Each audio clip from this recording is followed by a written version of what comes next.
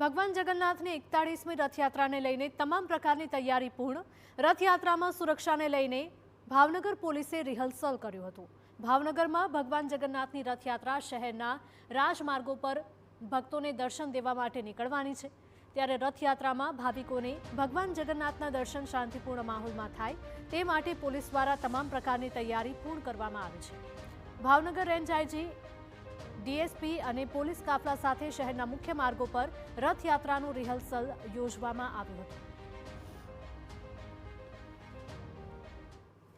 ભાવનગર ખાતે આવનારી 16મી તારીખે 41મી રથયાત્રા યોજાઈ રહી છે। સમગ્ર ગુજરાતમાં બીજા નંબરની રથયાત્રા ગણવામાં આવે છે, ત્યારે સુરક્ષાનો મુદ્દો ખૂબ જ મહત્વનો છે। ત્યારે અમારી સાથે જોડાયા છે ભાવનગરના એસપી નીતેશ પાંડે, તેમની સાથે જ વાત કરશું।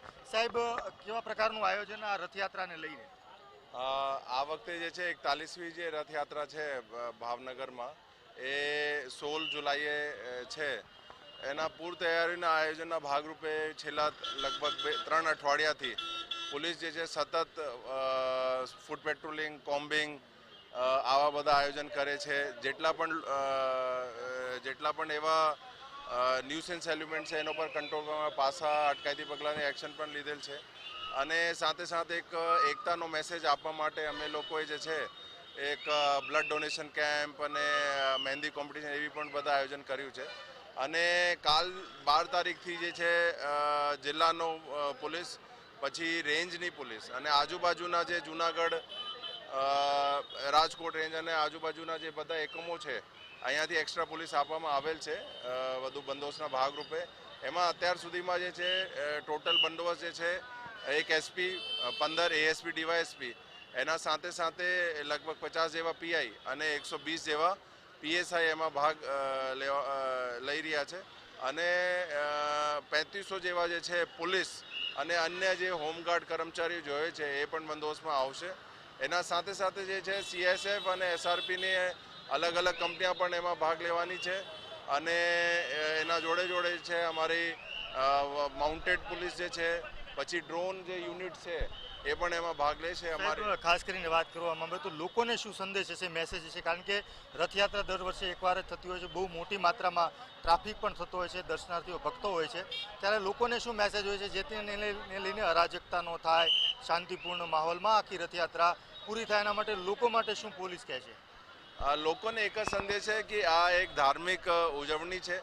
બધા એક ધાર્મિક ભાવથી, લાગણીથી અહીંયા આવે અને હાજરી આપે અને એની જે પણ હર્ષોલ્લાસથી બધું એક દિનને ઉજવે। બટ સાથે સાથે જે છે બધા શિસ્તમાં રહે।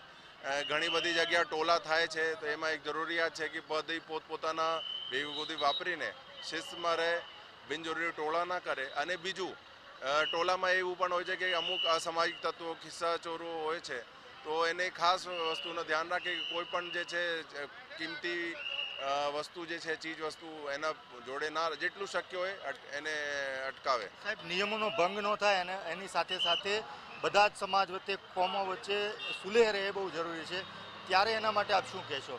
હા, જે કીધું અમે કે બધા ધાર્મિક લાગણીથી ધાર્મિક ઉજવણીનો દિવસ છે આવે અને બધા જે છે એક એવા દરેક સમાજ જાતિના લોકો એમાં આવે છે, એમાં ભાગ લે છે અને બધા સૌહાર્દપૂર્ણ માહોલમાં એમાં રહે, કોઈ પણ ઉશ્કેરણીજનક વાતો કે એવા ઇવેન્ટ ના કરે એની ખાસ મારી બધાને એક સૂચન છે।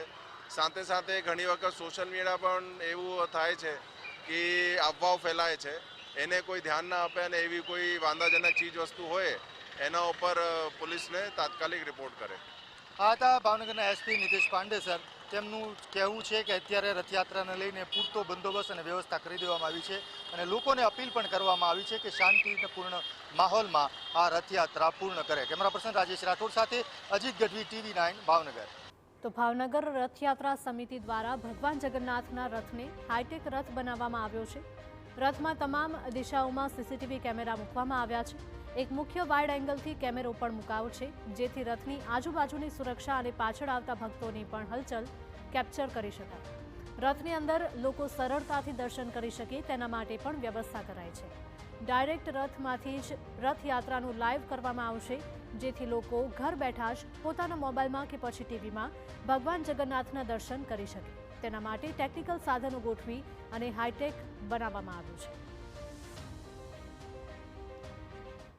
ભગવાનના કાર્યમાં સેવન એ પવિત્ર ગણાય છે અને મંદિરો મોટા ભાગે સેવનના કાષ્ઠમાંથી બનાવવામાં આવે છે. એ પ્રમાણે 250 ઘનફૂટમાંથી આ રથ બનાવ્યો. પછી ધીમે ધીમે આ રથની અંદર જે ટેકનોલોજીનો ઉપયોગ થાય અને જે રીતે પરિવર્તન આવતું જાય એ પ્રમાણે અમે આ રથને હાઈટેક બનાવતા ગયા છીએ.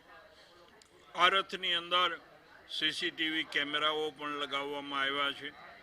ભગવાનના દર્શન આખી રથયાત્રામાં દરમિયાન લોકો ઘેર બેઠા કરી શકે એ માટે અમે ત્યાંથી લાઈવ પ્રસારણ પણ કરીએ છીએ.